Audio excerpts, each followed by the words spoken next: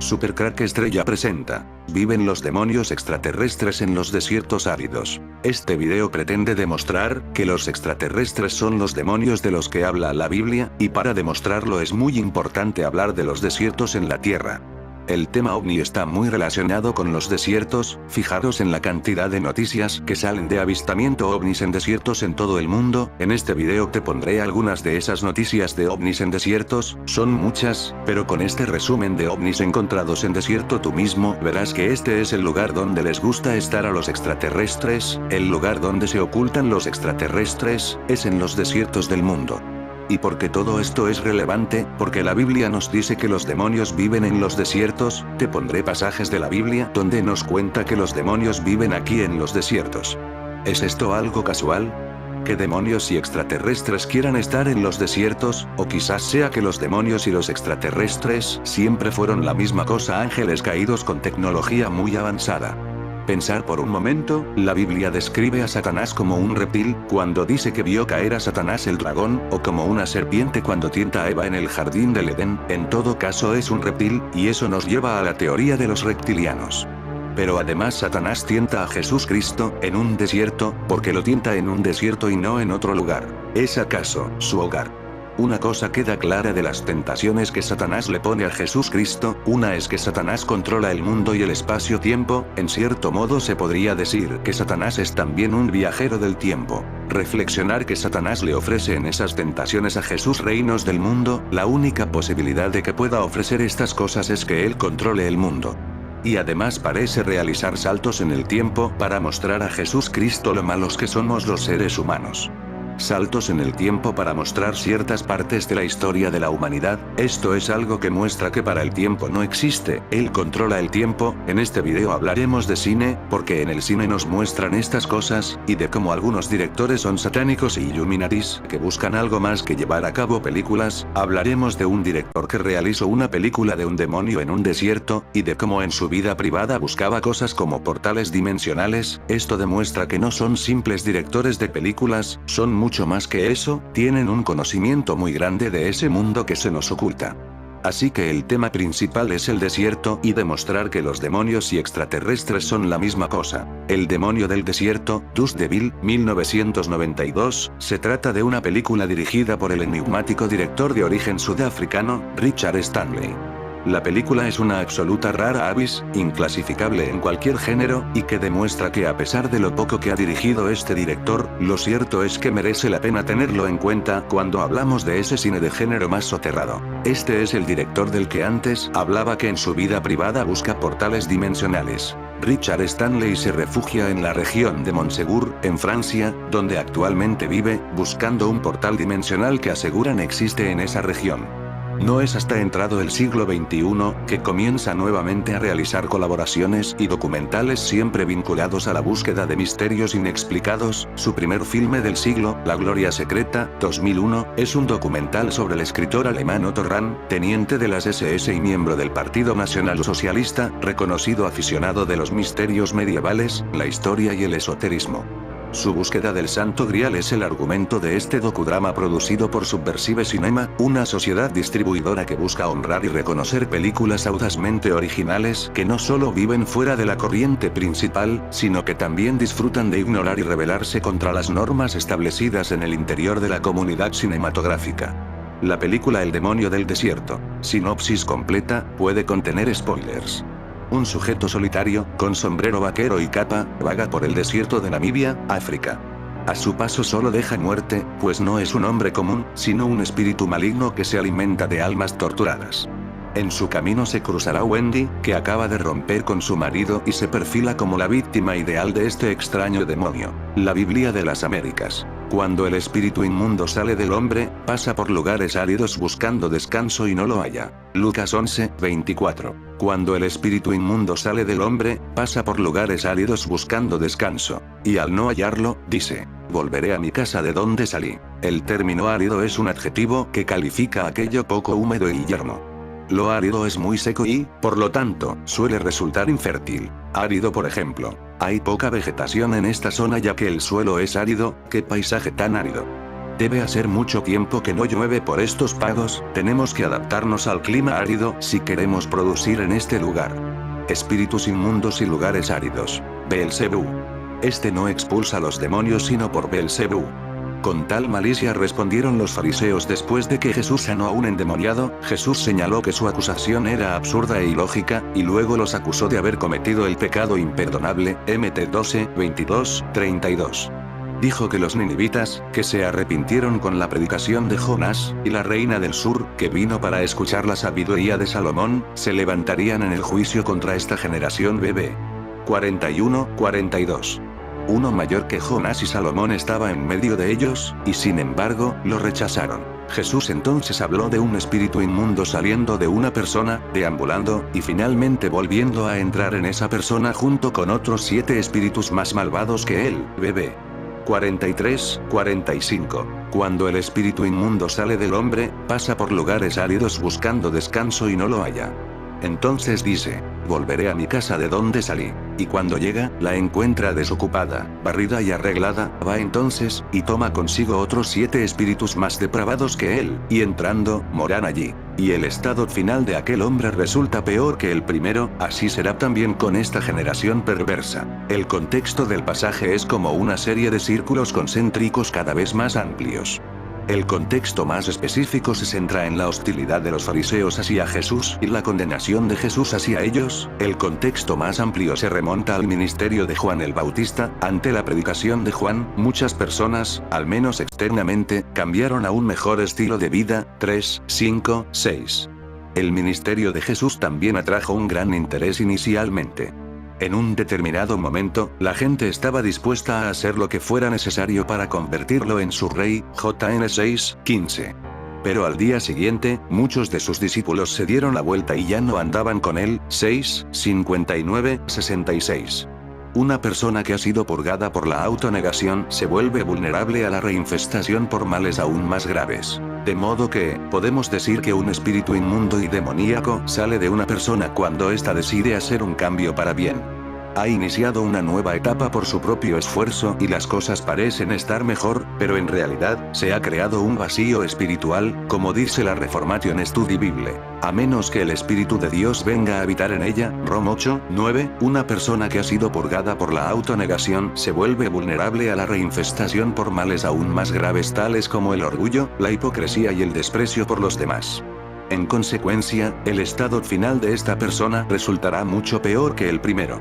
Jesús concluye, así será también con esta generación perversa. Jesús describió a esa generación, tipificada por los fariseos, como caprichosa, perversa y adúltera debido a que fallaron en recibirlo por quien Él es, el Salvador enviado del cielo. Lo mismo ocurrirá con cada generación, y cada individuo, que no lo reconozca y acepte. Desierto La Tatacoa, el puerto de aterrizaje de ovnis en Colombia. Orfanda Soto abre los brazos y gira su cuerpo como queriendo tomar vuelo. Tiene los ojos cerrados. La fuerte brisa de marzo que sacude la tierra en el desierto de la Tatacoa ni siquiera la tambalea. Está a la espera de un hecho sin precedentes. El avistamiento de una nave extraterrestre. El terreno permanece en silencio. Las piedras del llamado ovnipuerto que yacen bajo los pies de la mujer están hirviendo. El lugar es un círculo de 52 metros de diámetro ubicado en el centro del desierto que se distingue con facilidad desde el cielo.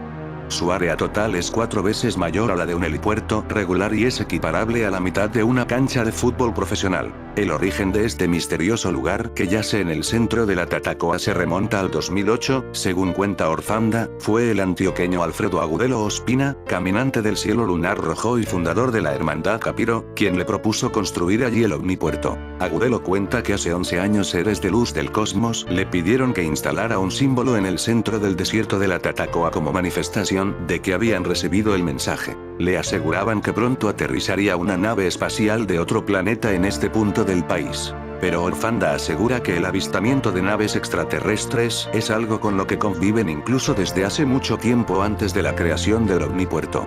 La primera nave espacial aterrizó hace 16 años, yo estaba en el baño de mi casa y salí al desierto, apenas la vi, era una cosa inmensa, de grande, luego, de un momento a otro, una bola de candela azul se posó en mi hombro.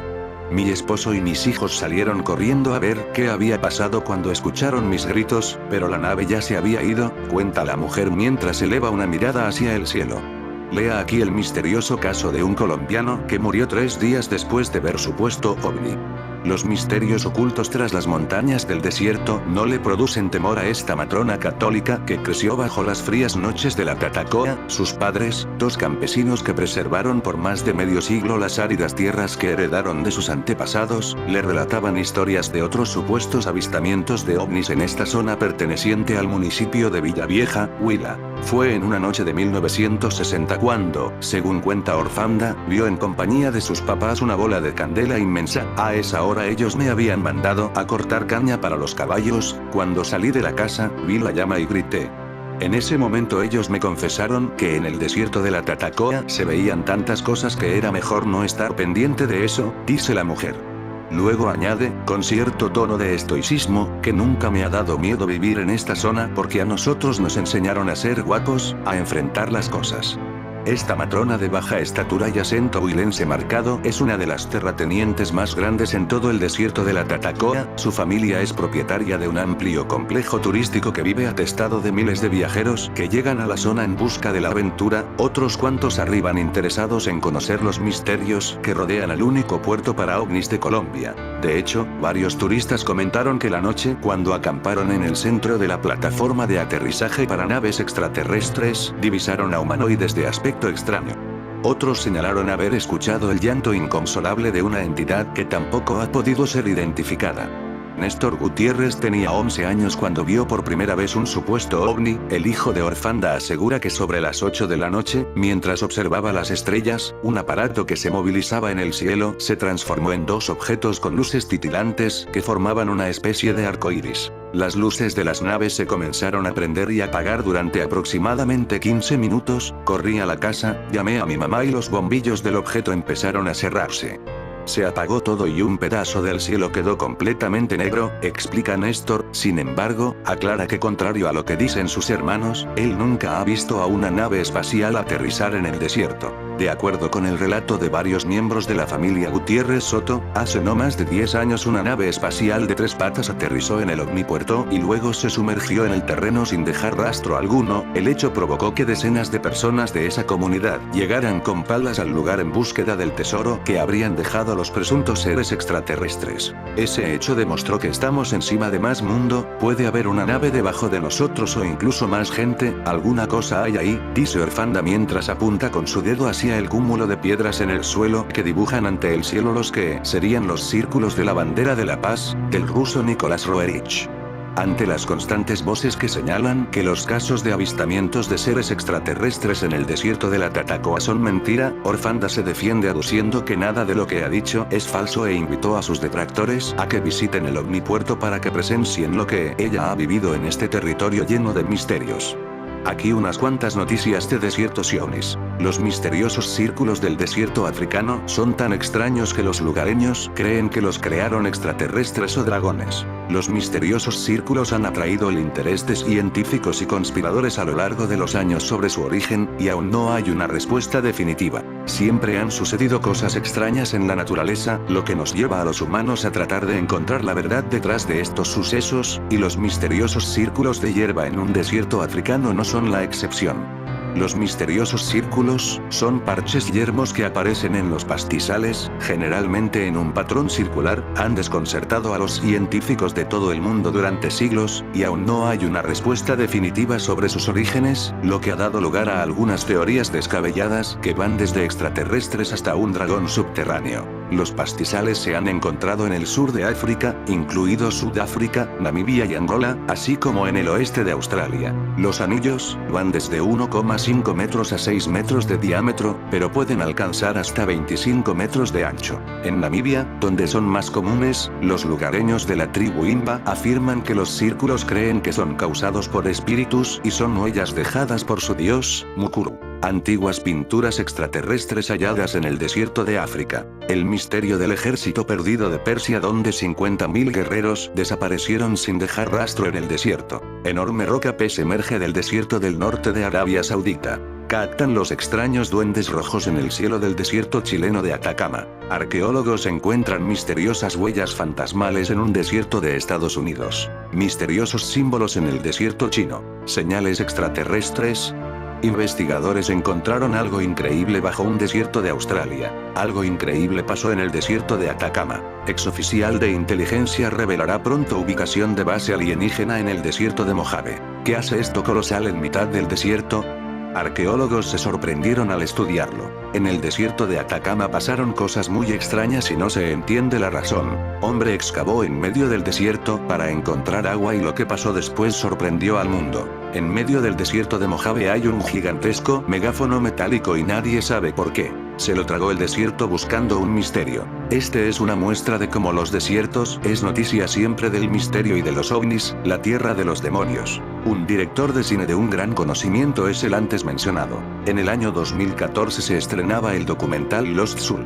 El viaje maldito de Richard Stanley a la isla del Dr. Moreau, de David Gregory, crónica de uno de los rodajes más salvajes de la historia de Hollywood.